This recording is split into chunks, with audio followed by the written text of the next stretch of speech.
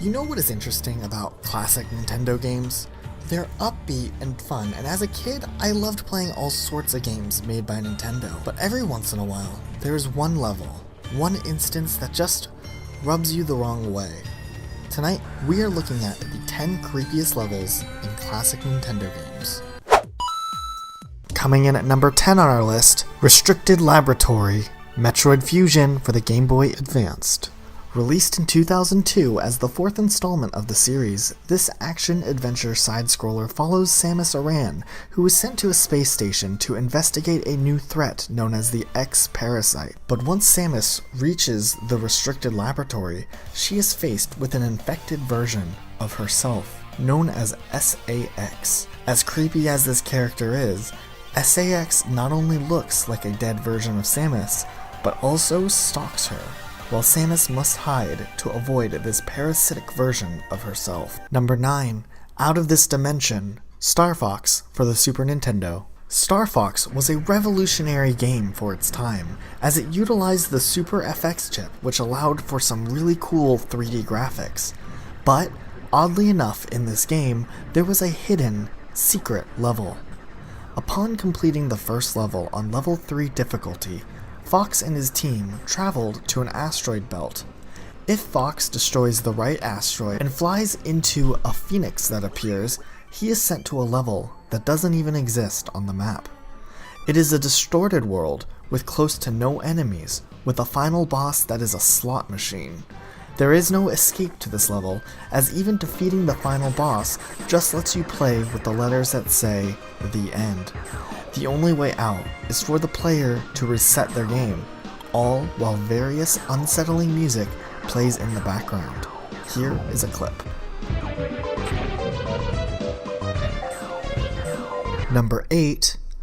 Area 4, Luigi's Mansion for the Nintendo GameCube. Luigi's Mansion was a very different game as opposed to other games that have released within the Mario universe over the years. And even though, for this list, we are only taking one level per game series, we are counting Luigi's Mansion as its own series in itself. Because this game took on not only a genre, but a feeling that players had never seen before. What is most shocking, however, is the last area of the game, which has Luigi climbing to the top of the mansion in hopes of finding his brother Mario. Once Luigi reaches the roof, he must fight what appears to be Bowser, but as Luigi fights back, Bowser's head twists backwards and Luigi must drain the boo from Bowser's body. At the end, Bowser's head and his body lie on the ground separated from each other. Number 7. Final Destination, Super Smash Bros. Melee for the Nintendo GameCube. This one might seem like a shock to some of you, but I felt that this stage had to be a part of this list. Super Smash Bros. Melee for the GameCube was a follow-up to the Nintendo 64 classic, but really focused on enhancing the Smash experience. They added characters, more stages than ever, and cohesive progression. So, why was Final Destination selected? Final Destination is the home for the Crazy Hand, which, in my opinion, is the most mysterious and creepy entity. While there are tons of theories as to what exactly Crazy Hand is, there is no official backstory. All we know are his maniacal movements and the dark matter that floats around each of his attacks. Number 6. Carrington Institute, Perfect Dark for the Nintendo 64. Perfect Dark was Rare's follow-up to the hit success of GoldenEye for the Nintendo 64. The game featured a really interesting story along with full voice acting, which was something that wasn't too common in Nintendo 64 games. The game also had a super interactive menu system that lets you walk around the Carrington Institute that the secret agent Joanna Dark works for. You can meet people, test weapons and gadgets, and do challenges. But what is really creepy is when, in the later half of the story, the Institute randomly and unexpectedly gets attacked by aliens. Not only do players have to fight through the once peaceful Institute, but they also have to watch as the people Agent Dark used to work with are murdered by these alien creatures. Finally, at the end of the level, however, Joanna is knocked out unconscious, with her fate left unknown. Number 5.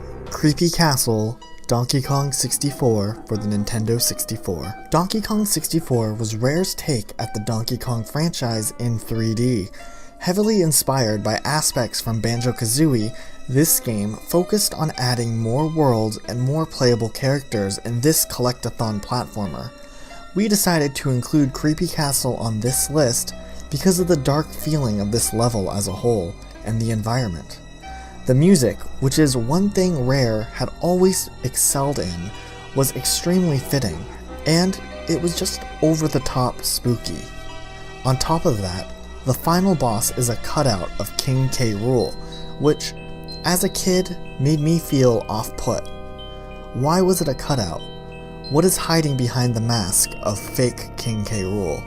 Number 4. The Twilight Realm Legend of Zelda Twilight Princess for the Nintendo GameCube and Nintendo Wii.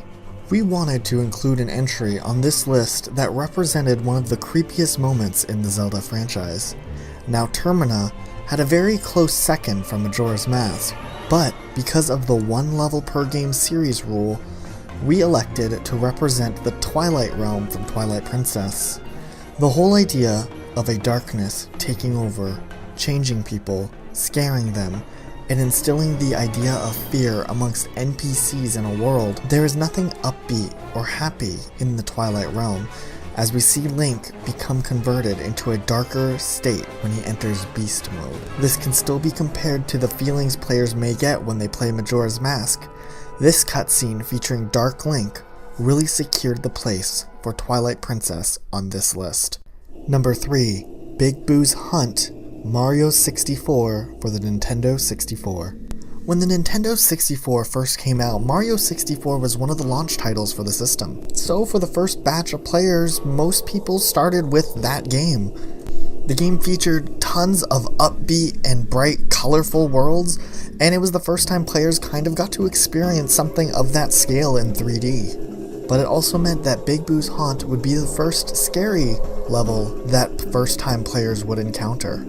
And besides just the creepy environment of the level, there was a terrifying piano that came to life and scared players who were new to the world.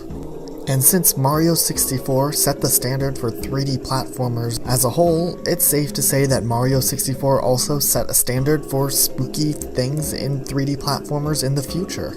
Number 2. Lavender Town Pokemon Red and Blue for the Game Boy. Think about a creepy Pokemon. I'm sure you were able to think of a few. But imagine this. As far as the franchise of Pokemon goes, there were no creepy or scary Pokemon until Lavender Town existed. Lavender Town was the location of the first Ghost-type Pokemon in the game series. It also had a chilling storyline that focuses on the death of a Pokemon's mother. Up until this point in the game series, nobody even knew that Pokemon could die. So to experience a Cubone that is an orphan because of an evil organization that killed its mother added a larger sense of story and direction into the series. Entering the Pokemon Tower in Lavender Town without knowing that you needed a Sylph Scope led your Pokemon to be so scared that they can't move. And even the idea of fighting a ghost Pokemon to free its spirit was something that really was unsettling for me as a kid. And on top of that, the music in Lavender Town is just outright creepy. Number 1. Spiral Mountain and the introduction, Banjo-Tooie for the Nintendo 64.